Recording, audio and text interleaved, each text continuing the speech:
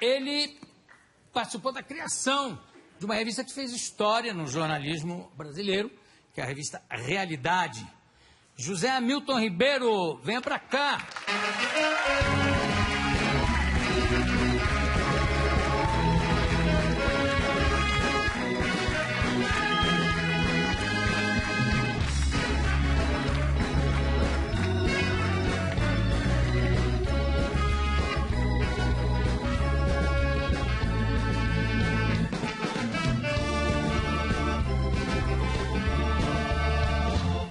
E aí, Zé Hamilton, tudo bem? Bom te ver. Beleza. Eu não me lembrava que você fazia parte da equipe da criação da revista Realidade. E aqui você está lançando um livro falando exatamente disso, né? Realejo Livros, Realidade, Revista, a história e as melhores matérias da revista que marcou o jornalismo e influenciou as mudanças no país. A Realidade foi fundada em que ano? Foi o ano de 1966, né? Quer dizer, o Brasil estava sob governo militar, mas não sob ditadura. Então não tinha censura. Mas já tinham olhos. Tinha clima. Tinha um clima, né? Você não sabia para que lado ia. Mas a ordem interna na revista é a seguinte: nós vamos trabalhar com toda a liberdade possível. Se tiver censura, ela que apareça. Nós não vamos censurar. Claro. Você lembra porque você também ajudou. Eu participei da revista, para eu até te mostrar a matéria que está aqui. Mas em 66, quando você foi para a revista, você já tinha uma tradição como jornalista. Como repórter, né? Eu tinha começado na Folha de São Paulo. Depois tinha ido para a revista Quatro Rodas, que foi assim uma espécie de laboratório da Editora Abril, para lançar as outras revistas masculinas, né? Certo. Então, da Realidade saiu, aliás, da Quatro Rodas, saiu a Realidade e depois a Veja. Exatamente, foi uma continuidade, uma progressão. Como é a história da sua matéria? Eu fui um operário. Olha, a revista era uma revista de reportagem. E tinha assim, vamos dizer assim, um refrão, né? Que ninguém aqui escreve sobre alguma coisa que não conheça. Não pode escrever uma linha se você não tiver certeza. Para ter certeza, você tem que ter o que se chamava lá vivência. Então, me incumbiram de fazer uma reportagem sobre a vida de um operário em São Paulo. Então, eu me candidatei numa fábrica como empregado, entrei, assinou carteira, e eu fiquei trabalhando 2 meses como empregado, como operário, para depois escrever na primeira pessoa. Né? Você foi demitido ou você se demitiu depois dos 2 meses? Depois de 2 meses, né? Aí eu cheguei lá no RH, expliquei, olha, isso aqui eu não sou operário, eu não vou continuar trabalhando. Foi o esquema de uma reportagem, até vocês me desculpam, né? Porque eu devo ter furado a fila de alguém aí. E aí eles, na hora, acreditaram? Sim, na hora acreditaram. Não, você é operário mesmo, não vem com conversa não, vai lá pegar a ferramenta. Acreditaram. Eu era pintor. Depois disso, quer dizer, você tem uma famosa cobertura, que aliás você sentiu na carne, da cobertura na Guerra do Vietnã. Você já falou até aqui sobre isso nesse programa. Como é que foi, um assunto que eu sempre tenho que abordar, porque é de interesse geral, e como é que foi a sua ida para o fronte de guerra? O Jô, então, era o ano de 68, e a Guerra do Vietnã era o maior assunto do mundo. Se dizia que no Vietnã era o território que tinha mais furo por metro quadrado na história da humanidade. Então, o jornalismo do mundo inteiro se voltou para a Guerra do Vietnã. E a revista Realidade, que era uma revista importante, achou que não devia falar da Guerra do Vietnã pela mão de terceiros, através de agências internacionais, ou comprar reportagens de americanos e ingleses. Achou que devia mandar uma pessoa lá. Decidido isso, aí quem que vai mandar? Aí fizeram uma lista de 3 repórteres que ia ser consultado o primeiro, se ele não quisesse seria o segundo, se não o terceiro. E o primeiro fui eu. É assim que me convidaram, eu falei, eu quero 24 horas para falar lá em casa. Não é? Aí fui falar com a minha mulher, que até morreu ano passado, com tristeza minha. Ela disse assim, Zé Hamilton, isso é uma loucura, não vá. E você E eu fui. não escutou. Olha, Júlia, mais ou menos 30 anos depois, a minha filha, que se chama Teté Ribeiro, chega na minha casa à tarde, eu não estava, procurou a mãe, falou assim, mãe, o Sérgio, que era uma Ela é amiga casada com o Sérgio Sérgio Dávila, Dávila. meu querido amigo. E aí? falou, mãe, o Sérgio foi convidado para ir para a guerra do Iraque, o que a senhora acha? Ela falou, diga que é uma loucura para ele não ir. E ele foi. Mas ele voltou inteiro, o Sérgio Dávila. Ao que se saiba. Ao que se saiba. Mas, em contrapartida, você deixou um pedaço seu. Como é que foi? Foi mina? Foi mina. Foi mina. Então, eu estava credenciado junto a uma companhia do Exército Americano, acompanhando as patrulhas diárias, né? Uma patrulha numa aldeia, numa pequena aldeia assim de plantadores de batata, tinha informação que esse pessoal dava apoio para o inimigo do americano, né? Para o Vietcong. Então, a companhia foi lá, eu fui junto, visitando casa por casa para ver se tinha duas coisas. Primeiro, arma ou munição. Sim. E segundo, comida demais. Ah, sim, que pela comida já dava para avaliar que tinha gente escondida. Né? Tinha gente escondida que vinha comer de noite. E essas duas coisas. Olha, a companhia chegou, foi bem recebida, sorriso, né?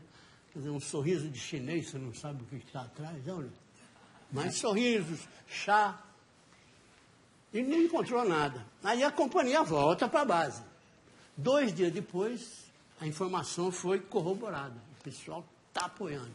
Volta lá.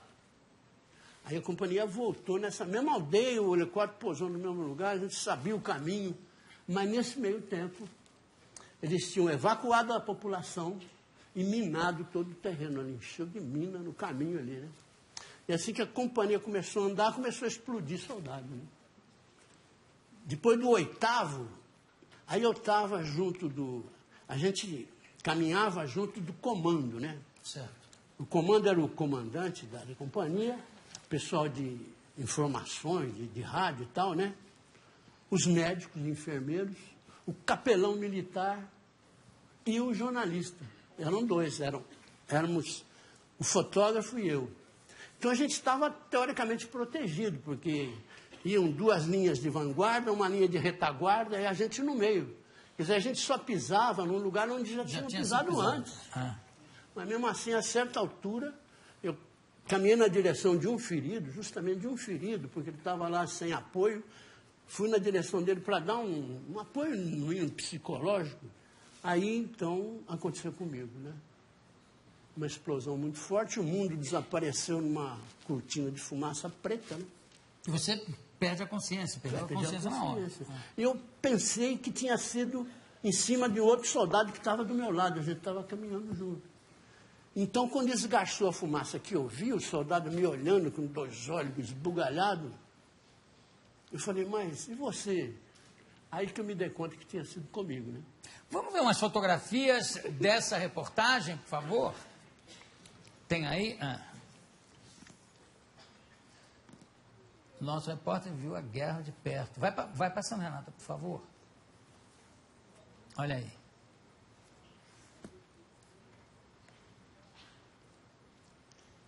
Já no hospital. No hospital.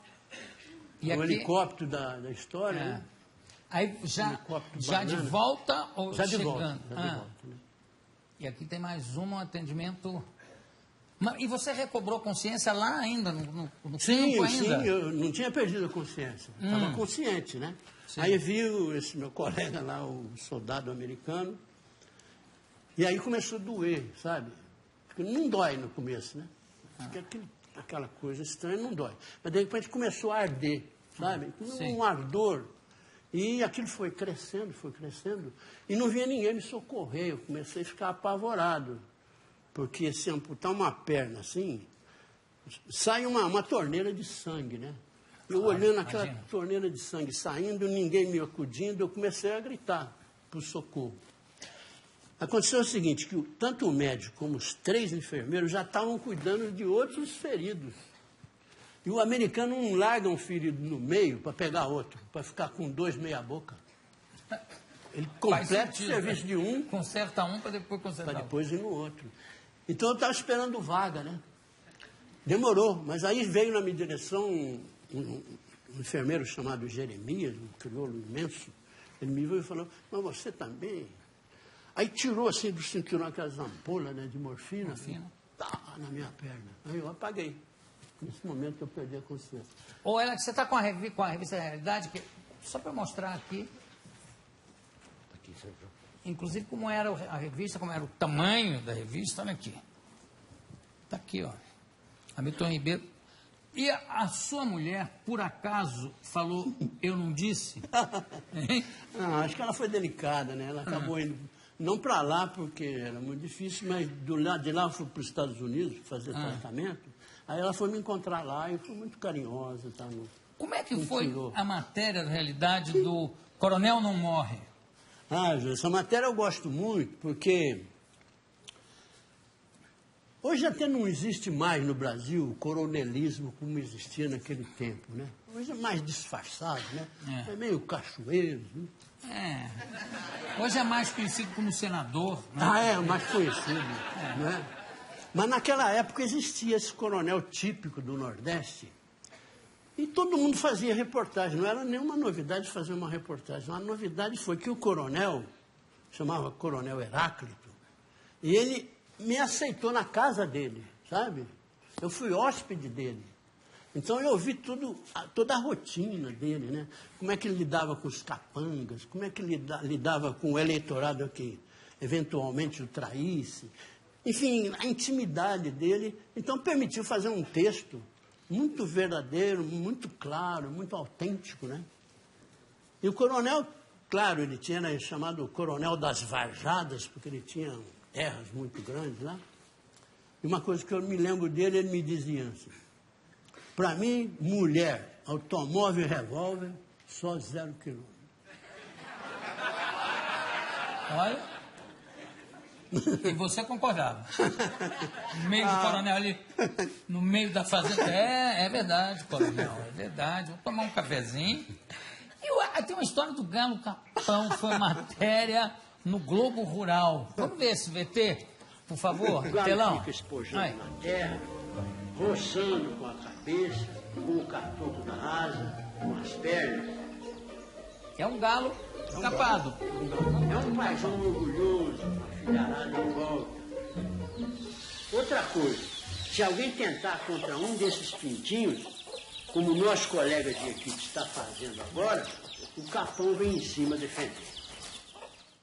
Olha, ele é capão e protege o pinto, né? Que ele não tem mais. Mas, ele fica com comportamento de galinha mesmo, né? Exato. A coisa é a seguinte, as fazendas de Minas, né, tempos atrás, eram muito isoladas. No tempo que não tinha estrada, não tinha caminhão, a fazenda tinha que ser autossuficiente em comida. E uma fazenda mineira, para ser autossuficiente em comida, tem que ter muito ovo. Porque ovo é ovo frito, ovo cozido, aí entra no biscoito, na quitanda, na farofa. No sequilho, na farofa. Quer dizer, a fazenda que fica sem ovo desequilibra a cozinha. Então essa fazenda que eu fiz a reportagem, tinha 50 galinhas poedeiras, né? Produziam, porque não eram especializadas, produziam 30 ovos por dia. Mas se acontecesse de todas elas ficarem chocas ao mesmo tempo, quer dizer, fosse lá para o ninho chocar os ovos e depois cuidar dos pintinhos, ficaria 2 meses sem ovo na fazenda. Certo. Alguém descobriu que capando um galo, ele assume imediatamente o piar choco da galinha. Ele começa a piar como galinha choca. E ele assume tanto os ovos no ninho quanto os pintinhos. E com 2 vantagens. A galinha só cuida dos pintinhos dela. Se ela tem 5 pintinhos, você tem ali 6, 8 pintinhos cuja mãe morreu e tenta trazer para ela, ela cai em cima de bicada. O Galo Capão não, ele está lá com 5, vem mais 5 ele recebe, vem mais 8 ele recebe, de Tudo qualquer meu, época. tudo meu. E cuida muito bem, e com a vantagem adicional de ser mais forte do que o galo, aliás. Do que a galinha. Do que a galinha. Então ele enfrenta tanto o gavião como o eventual predador, né? Ô, Alex, você está com outro livro aqui, deixa eu ver. Você está relançando esse livro aqui sobre a música caipira, né? As 270 maiores modas de todos os tempos, pela editora Globo. Está sendo relançado agora? Eu estou trabalhando numa segunda edição ampliada, porque o livro, embora modesto, né, mereceu o respeito assim, da crítica e de gente da área. Modesto é você, né? Realmente. Esse livro é de uma pesquisa impressionante. Mas, Ju, a origem desse livro é a seguinte: eu sou do interior de São Paulo, né, de uma cidade perto de Minas. Então, o som da música caipira me acompanha desde cedo, mas numa certa nebulosa. E eu sempre esperei que alguém pegasse esse material da música caipira e separasse o que é ruim do que é bom. Uma colega nossa até conhece, ela é irmã do Faustão, ela disse que compositor de música caipira é que nem bunda de galinha. Você não sabe se vai sair um ovo, que é uma obra-prima, ou se vai sair titica. E quando uma música caipira ruim, porque o compositor de caipira ele é meio analfabeto, semi-analfabeto, né? Quando ele erra na mão, o erro aparece muito grande. Né? Quando cai na mão de uma dupla ruim, então fica um desastre. E um amigo meu disse que pescador tem espingarda de 2 canos, é para matar a dupla caipira. Ele não aguenta mais.